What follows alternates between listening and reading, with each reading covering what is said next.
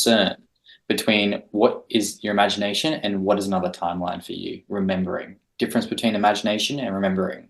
Make it really clear, because that can sometimes get a bit convoluted. Wow.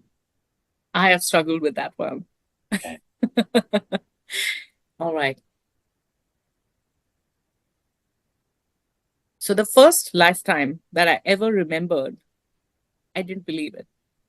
I just thought it was an imagination because I needed proof to just know. So this was a lifetime where I saw a certain kind of a physical terrain. I saw a certain kind of a weather condition, and I saw um, certain cultural things that I was taking like a mental note of, the kind of clothes people were wearing. So in my scene, um, it was rainy. I was standing on a rock.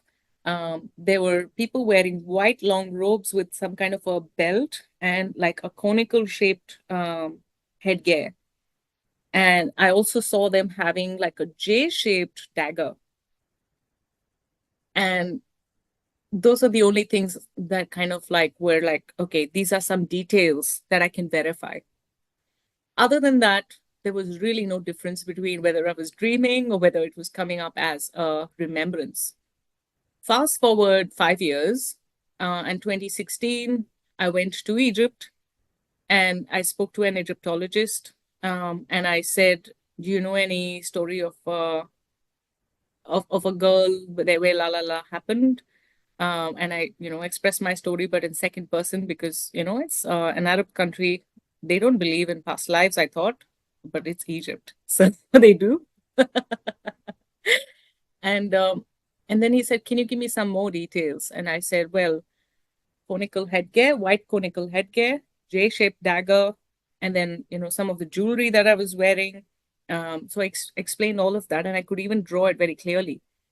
Um, and so then he showed me the J-shaped dagger.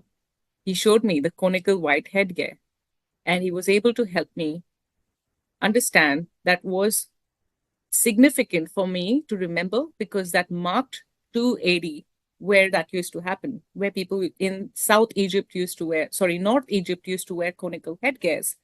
Um, and the J-shaped dagger was a sign of the king and, the pharaoh and his particular uh, style or signature style of weaponry.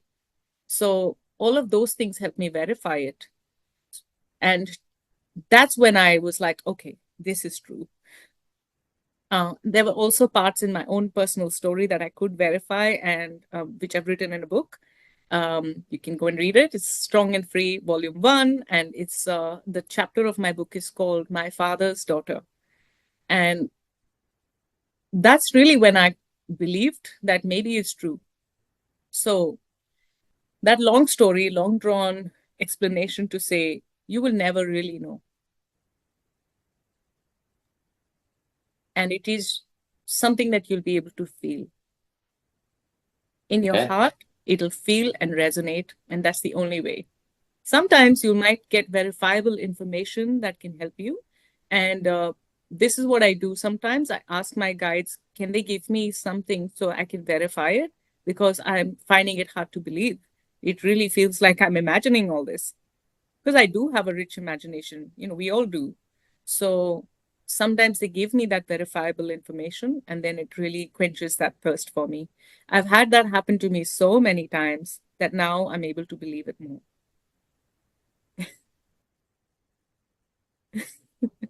That's the answer I was looking for. That's good. Thank you.